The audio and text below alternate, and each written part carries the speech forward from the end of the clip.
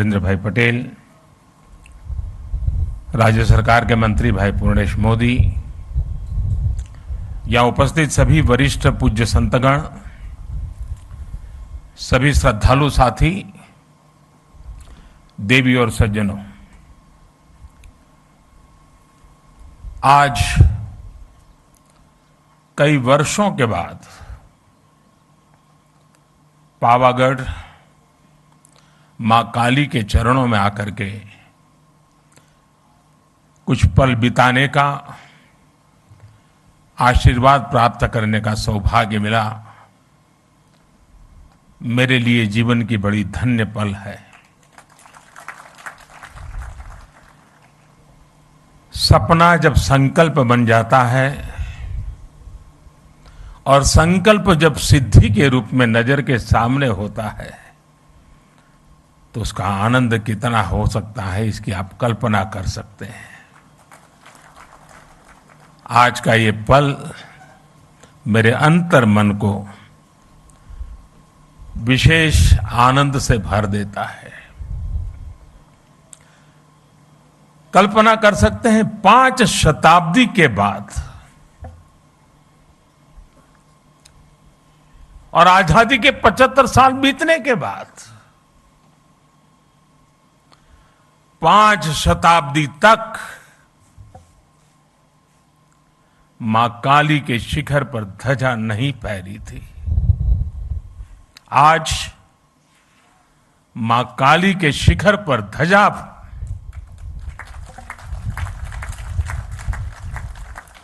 ये पल हमें प्रेरणा देती है, ऊर्जा देती है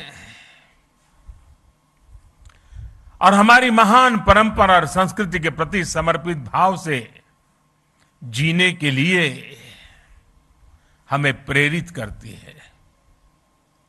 आज से कुछ ही दिन बाद इसी महीने के अंत में गुप्त नवरात्रि शुरू हो रही है।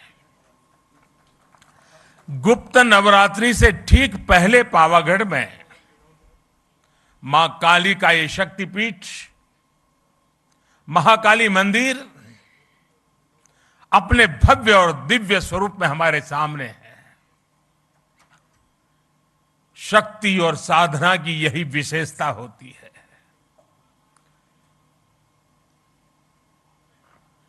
गुप्त नवरात्रि है, लेकिन शक्ति सुप्त नहीं होती है, शक्ति कभी लुप्त नहीं होती है। जब श्रद्धा, साधना और तपस्या फलीभूत होते हैं तो शक्ति अपने पूर्ण वैभव के साथ प्रकट हो जाती है। पावागढ़ में महाकाली के आशीर्वाद से हम गुजरात और भारत की उसी शक्ति का प्राकट्य देख रहे हैं। आज सदियों बाद महाकाली का ये मंदिर अपने विशाल स्वरूप में हमारे सामने हमारे मस्तक को भी ऊंचा कर देता है। आज सदियों बाद पावागढ़ मंदिर में एक बार फिर शिखर पर ध्वज फहरा रहा है।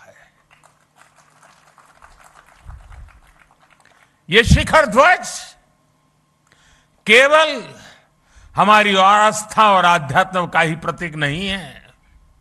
ये शिखर ध्वज इस बात का भी प्रतीक है कि सदियां बदलती हैं, युग बदलते हैं, लेकिन आस्था का शिखर शाश्वत रहता है। भाई और बहनों, अयोध्या में आकर आपने देखा होगा भव्य राम मंदिर आकार ले रहा है। काशी में विश्वनाथ धाम हो या फिर मेरे केदार बाबा का धाम हो, आज भारत के आध्यात्मिक और सांस्कृतिक गौरव पुनर्स्थापित हो रहे हैं। आज नया भारत अपनी आधुनिक आकांक्षाओं के साथ साथ अपनी प्राचीन धरोहर को भी, अपनी प्राचीन पहचान को भी उसी उमंग और उत्साह के साथ जी रहा है। हर भारतीय उस पर गर्व कर रहा है। हमारा ये आध्यात्मिक स्थल हमारी श्रद्धा के साथ साथ नई संभावनाओं के भी स्रोत बन रहे हैं।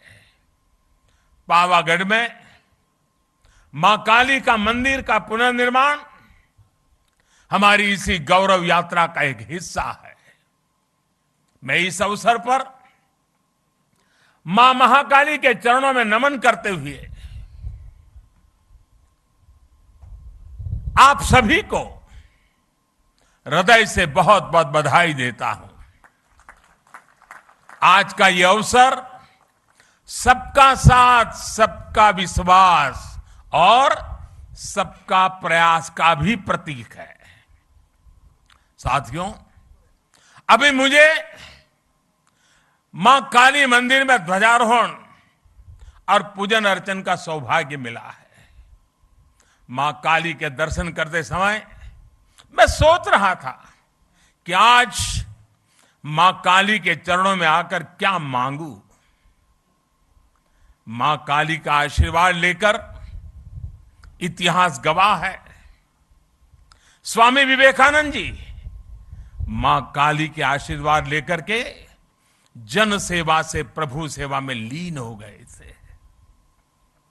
मां मुझे भी आशीर्वाद दे कि मैं और अधिक ऊर्जा के साथ और अधिक त्याग और समर्पण के साथ देश के जन जन का सेवक बनकर उनकी सेवा करता रहूं।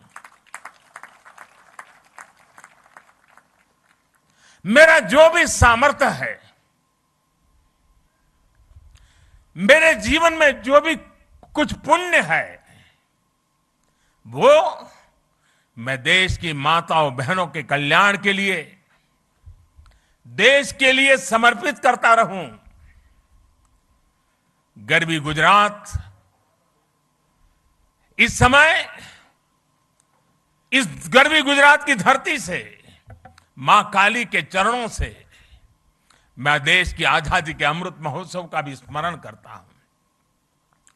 साथियों, गुजरात ने जितना योगदान देश की आजादी की लड़ाई में दिया है, उतना ही योगदान देश के विकास में भी दिया है।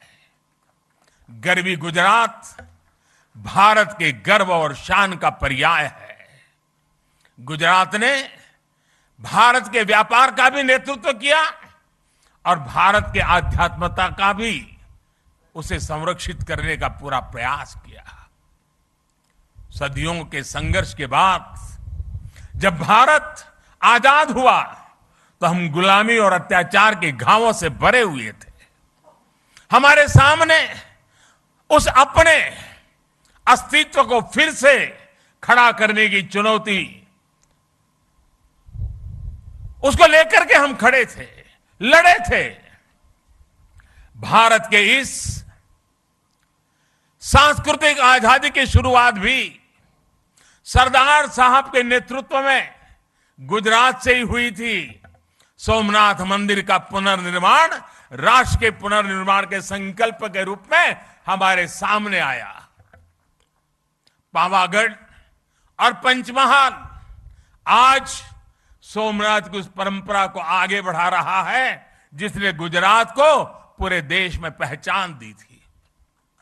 आज जो ध्वजा फहराई गई है वो केवल महाकाली मंदिर की ध्वजा नहीं है, बल्कि गुजरात और देश के सांस्कृतिक गौरव की ध्वजा भी है। पंचमहाल और गुजरात के लोगों ने सदियों से इस मंदिर की भव्यता के लिए प्रयास किए। अब सोने से बढ़े इस कलश के साथ इस मंदिर से जुड़ा वो सपना पूरा हुआ है। आज पावागढ़ और पंचमहाल की तपस्या सिद्ध हुई है। पंचमहाल और इस क्षेत्र में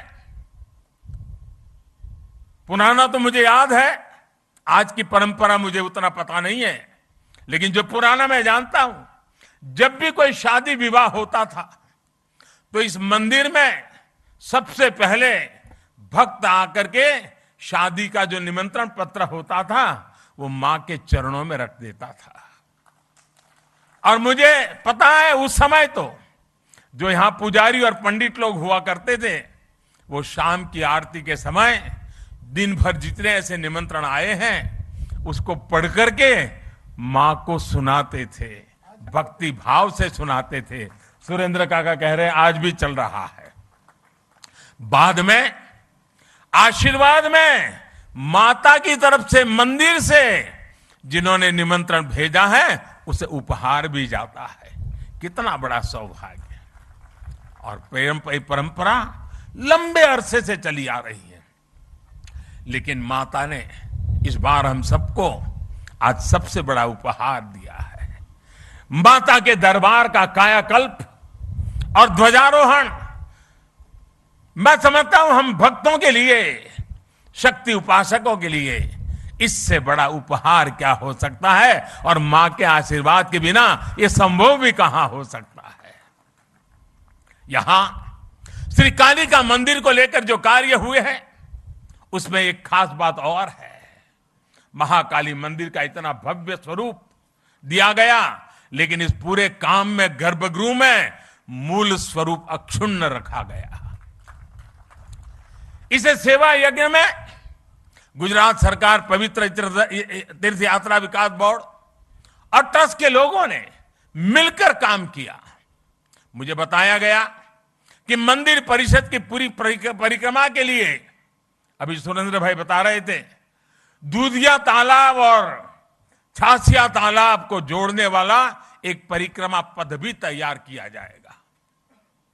यज्ञशाला, भोजनशाला, पर्यटकों के लिए भक्त निवास और छासिया झील से माता जी के मंदिर तक लिफ्ट जैसी सुविधाएं, इसका निर्माण भी किया जाएगा। साथ ही माची के पास अतिथि गृह और मल्टी लेवल पार्किंग का निर्माण भी होगा। पहले यहां पहुंचने के लिए श्रद्धालुओं को कई घंटे लग जाते थे। सीढ़ियों से चढ़ना, यात्रा की थकावट, कठिनाइयों से गुजरना पड़ता था। पहले सीढ़ियां भी कैसी थी, जो पहले आए हैं उनको पता है, उसको सीढ़ी कह सके कि न कह सके, ये हाल था। लेकिन आज वो भी रचना अच्छी हो गई है। अब मंदिर तक पहुंचने के लिए अच्छे पत्थर से अच्छी सीढ़ियां बनाई गई है। सीढ़ियां की ऊंचाई भी ज्यादा नहीं है, बराबर हिसाब से रखा है ताकि चढ़ने वाले को दिक्कत ना हो। पहले मंदिर परिषद में 2 दर्जन लोग भी एक साथ नहीं पहुंच पाते थे। आज 100 से भी ज्यादा लोग एक साथ यहां आ सकते हैं, पूजा अर्चन कर सकते हैं। भीड़ का दबाव कम हुआ है तो यात्रियों के लिए सुरक्षा भी बढ़ी है। मंदिर परिषद के विस्तार से भगदड़ जैसी घटनाओं से भी बचा जा सके, और हमें निरंतर जागरूक रहना ही पड़ता है इसी जगह पे। और अब तो इसके बाद शायद यात्रियों की संख्या बढ़ जाएगी, हमें उन सारी व्यवस्थाओं की चिंता करते रहना पड़ेगा। और मैं अभी से सभी काली भक्तों से प्रार्थना करता हूं कि अनुशासन का पालन करना होगा, क्योंकि कठिन जगह है, कोई हादसा न हो जाए। पहले कई बार हादसे होते थे, बड़ी चिंता सताती थी, लेकिन मां के आशीर्वाद से फिर गाड़ी चल पड़ती थी। मैं चाहूंगा हम उस अनुशासन का भी पालन करेंगे, क्योंकि कठिन स्थान है, ऊंचा स्थान है, कठिनाइयों के बीच काम करना होता है। तो हम जितना अनुशासन का पालन करेंगे, यात्रा भी अच्छी होगी, मां के आशीर्वाद भी प्राप्त होंगे। पहाड़ी के ऊपर जो दूधिया तालाब है उसे भी डेवलप किया जा रहा है। इस तालाब के चारों तरफ एक परिक्रमा सर्कुलर पथ बनाया है। इससे भी लोगों को काफी आसानी हुई है। मां महाकाली के चरणों में आकर हमें बार बार उनके आशीर्वाद प्राप्त करने के लिए का मन स्वाभाविक रूप से होता है। लेकिन पहले पावागढ़ की यात्रा इतनी कठिन थी कि लोग कहते थे कि कम से कम जीवन में एक बार माता के दर्शन हो जाए।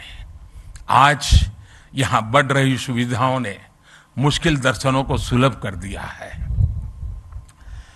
माताएं, बहनें, बुजुर्ग, बच्चे, युवा, दिव्यांग, हर कोई अब आसानी से मां के चरणों में आकर के अपने भक्ति का, मां के प्रसाद का सहज लाभ ले सकते हैं। अभी मैं खुद भी यहां पहुंचने के लिए टेक्नोलॉजी के माध्यम से आया, रोपवे के माध्यम से आया। रोपवे में न केवल ये यात्रा आसान की है, बल्कि रोपवे से पावागढ़ की अद्भुत जो खूबसूरती है उसका आनंद भी मिलता है। आज गुजरात में कई तीर्थ और पर्यटन स्थल ऐसे रोपवे से जुड़ रहे हैं। पावागढ़, सापुतारा, अंबाजी, गिरनार में रोपवे होने से लोगों का काफी सहूलियत मिल रही है। पावागढ़, मां अंबा और सोमनाथ, द्वारकेश की आशीर्वाद से ही गुजरात गरवी गुजरात बना है। गुजरात के महान कवि नर्मद ने गुजरात की सांस्कृतिक महिमा का वर्णन करते हुए लिखा है, उत्तर मामा अंबा मात, पूरब मां काली मात, छे दक्षिण दिशा मां करता रक्षा कुंतेश्वर महादेव ने सोमनाथ ने द्वारके से पश्चिम केरा देव छे सहाय मां साक्षात जय जय गरवी गुजरात। आज गुजरात की यही पहचान आसमान छू रही है। कवि नर्मद ने गरवी गुजरात की पहचान के रूप में जिन सांस्कृतिक केंद्रों का नाम लिया है, आज वो सभी तीर्थ एक नई विकास यात्रा पर आगे बढ़ रहे हैं। आस्था के साथ साथ तीर्थों और मंदिरों के विकास में आधुनिक तकनीक का इस्तेमाल किया जा रहा है। सभी तीर्थों पर यात्री सुविधाओं का विकास किया गया है। गुजरात के तीर्थों में अब दिव्यता भी है, शांति भी है, समाधान भी है, संतोष भी है, और इससे बड़ा सुख क्या हो सकता है।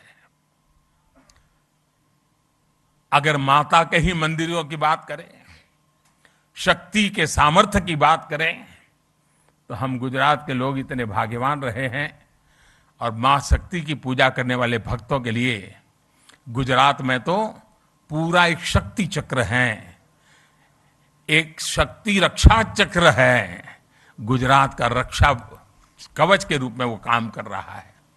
गुजरात के अलग अलग क्षेत्रों में विराजमान शक्ति रूपेण माताएं गुजरात का निरंतर आशीर्वाद देती हैं और गुजरात की रक्षा करती है।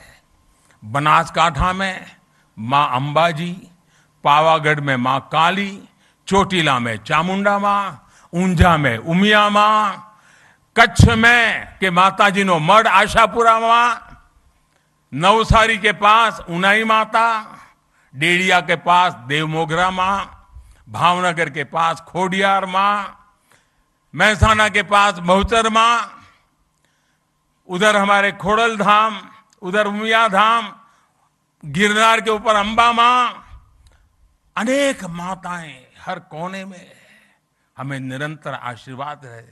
यानी हम कह सकते हैं कि हम पर एक शक्ति का आशीर्वाद है। अंबाजी में गब्बर फुट हिल्स, अभी हमारे भूपेंद्र भाई वर्णन कर रहे थे, 3D वीडियो प्रोजेक्शन मैपिंग की शुरुआत की गई है। साथ में महाआरती भी शुरू की गई है। केंद्र की प्रसाद योजना के तहत गब्बर तीर्थ का पुनरुद्धार भी किया जा रहा है। अंबाजी मंदिर परिसर के विकास की योजना पर भी काम चल रहा है। कोटेश्वर महादेव मंदिर, रिंछड़िया महादेव मंदिर जैसे पुण्य स्थानों का विकास भी किया जा रहा है। अभी कुछ समय पहले मुझे सोमनाथ मंदिर में भी कई विकास कार्यों के लोकार्पण का अवसर भी मिला था। द्वारिका में भी घाटों, यात्री सुविधाओं और मंदिरों के सौंदर्यीकरण पर भी काम किया गया है। पंचमहाल के लोगों से मेरा आग्रह होगा, बाहर से जो भी श्रद्धालु यहां दर्शन करने आए, उनको आप अपने राज्य के इन सभी स्थानों पर जाने के लिए जरूर कहिएगा। माधोपुर में जहां भगवान श्री कृष्ण और रुक्मिणी का विवाह हुआ था, वहां रुक्मिणी मंदिर का पुनर्विकास भी किया जाएगा। अभी अप्रैल के महीने में जैसा भूपेंद्र भाई ने बताया, हमारे राष्ट्रपति जी ने माधोपुर गेट मेले का उद्घाटन करके वो स्वयं यहां आए थे। तीर्थों का ये विकास केवल आस्था के विकास का विषय तक से ही सीमित नहीं है, बल्कि हमारे तीर्थ समाज की गतिशीलता और राष्ट्र की एकजुटता के भी एक बड़े महत्वपूर्ण जीवंत प्रतीक है। इन तीर्थों और मंदिरों में आने वाले श्रद्धालु अपने साथ कई नए अवसर भी लेकर आते हैं। किसी भी क्षेत्र में पर्यटन बढ़ता है तो रोजगार भी बढ़ता है, इंफ्रास्ट्रक्चर का भी विकास होता है। हमारे तीर्थ यात्रियों को स्थानीय संस्कृति से तो परिचित करवाते ही हैं, स्थानीय कला, कौशल, शिल्प का भी प्रचार प्रसार होता है। हम सभी इस बात के गवाह हैं। हमारा केवड़िया, वहां का हमारा Ekta Nagar, statue of unity, उसके बाद वहां पर्यटकों की जो संख्या बढ़ी है, आज दुनिया में महत्वपूर्ण पर्यटन क्षेत्रों में वो एक डेस्टिनेशन के रूप में जाना जाने लगा है। दुनिया में उसने भी जगह बना ली है। इसी तरह सुविधाएं बढ़ने के बाद काशी विश्वनाथ धाम और चार धाम यात्रा में भी श्रद्धालुओं की संख्या नित्य नए रिकॉर्ड बना रही है। इस बार तो केदारनाथ में अभी तो कुछ ही सप्ताह हुए हैं, सारे रिकॉर्ड तोड़ दिए हैं, इतने यात्री वहां पहुंचे हैं। पावागढ़ के विकास से मंदिर में आने वाले श्रद्धालुओं की संख्या बढ़ेगी, तो उसका लाभ बड़ौदा हो, पंचमहाल हो, इस पूरा हमारा वनवासी पट्टा हो, हमारे आदिवासी भाई बहन हो, सबके जीवन में एक बहुत बड़ी ताकत भरने वाला है। जो श्रद्धालु मंदिर में आएंगे वह यहां से विरासत वन भी जाएंगे। विरासत वन प्रकृति, पर्यावरण, परंपरा और आयुर्वेद जैसे विषयों पर देश के लिए एक बड़ा आकर्षण और प्रेरणा का केंद्र बन सकता है। इसी तरह आर्कियोलॉजिकल पार्क और पावागढ़ किला के लिए भी आकर्षण बढ़ने वाला है। विकास ये कार्य पंचमहाल को देश में प्रमुख पर्यटन स्थल के रूप में उभरने में मदद करेंगे। पावागढ़ में अध्यात्म भी है, इतिहास भी है, प्रकृति भी है, कला संस्कृति भी है। यहां एक और मां महाकाली का शक्तिपीठ है, तो दूसरी ओर जैन मंदिर की धरोहर भी है। यानी पावागढ़ एक तरह से भारत के ऐतिहासिक विविधता के साथ सर्वधर्म समभाव का केंद्र रहा है। यूनेस्को ने चांपानेर के पुरातत्व स्थल को विश्व धरोहर, वर्ल्ड हेरिटेज के रूप में इस साइट को दर्ज किया हुआ है। यहां बढ़ता हुआ पर्यटन यहां की पहचान को भी और मजबूत करेगा। पंचमहाल में पर्यटन की संभावनाओं के साथ साथ यहां के युवाओं के लिए बड़ी संख्या में नए अवसर तैयार होने वाले हैं। हमारे आदिवासी भाई बहनों के विशेष रूप से रोजगार के नए अवसर आने वाले हैं। आदिवासी समाज की कला, संस्कृति और पारंपरिक कौशल को भी नई पहचान मिलने वाली है। और हमारा पंचमहाल तो बैजू बावरा जैसे महान गायकों की धरती रहा है। वो प्रतिभा आज भी यहां की मिट्टी में है। जहां विरासत, वन और संस्कृति मजबूत होती है, वहां कला और प्रतिभा भी पल्लवित होती है। हमें इस प्रतिभा को भी उभारना है, नई पहचान भी देनी है। चांपानेर वो जगह है जहां साल 2006 में गुजरात का गौरव बढ़ाने वाली ज्योतिर्ग्राम योजना की शुरुआत हुई थी। मैं जब मुख्यमंत्री बना तब लोग मुझे कहते थे, साहब कम से कम शाम को खाना खाते समय बिजली मिले इतनी व्यवस्था करो। यही मां काली के चरणों में बैठ करके हमने ज्योतिर्ग्राम योजना से गुजरात में और देश में पहली बार 24 घंटे घरों में बिजली पहुंचाने में सफलता प्राप्त की थी। और तब उस समय के हमारे राष्ट्रपति श्री एपीजे अब्दुल कलाम जी उस कार्यक्रम में आए थे और उनके कर कमलों से हमने उसको लॉन्च किया था। ज्योतिर्गाम योजना ने गुजरात के विकास में एक नया अध्याय जोड़ा। इस योजना की वजह से गुजरात के लोगों को 24 घंटे बिजली मिलना शुरू हुआ। पावरगढ़ का नाम ही एक प्रकार से हवा का गढ़ है। यहां वासुदेव की विशेष कृपा रहती है।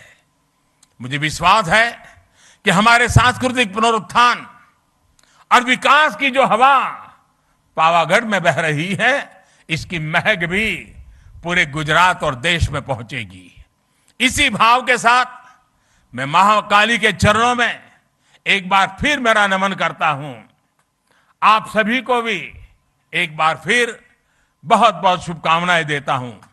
અને આજે જ્યારે મા કાળીના ચરણોમાં આવ્યું છું ત્યારે ગુજરાતનો વિશાળ ફલક અને અન્ય રાજ્યોથી પણ મા કાળીના ભક્તોની અનગિનત સંખ્યા ખૂબ શ્રદ્ધા સાથે અહીંયા આવતી હોય છે।